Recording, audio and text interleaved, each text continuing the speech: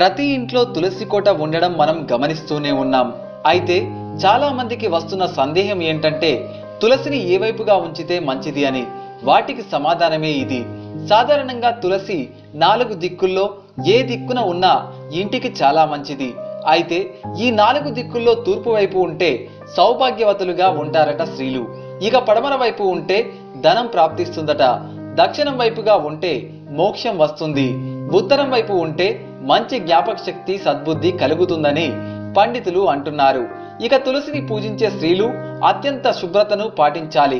ఇక బహిష్టు సమయంలో తులసిని ఎట్టి పరిస్థితుల్లోనూ ముట్టుకోరాదు. తులసి చెట్టుకు పోసే నీరు తాజా నీరు అయి ఉండాలి. ఒకవేళ తాజా నీరు లేనట్లయితే ఆ నీటిలో కాస్త పసుపు కలిపి పోయాలి.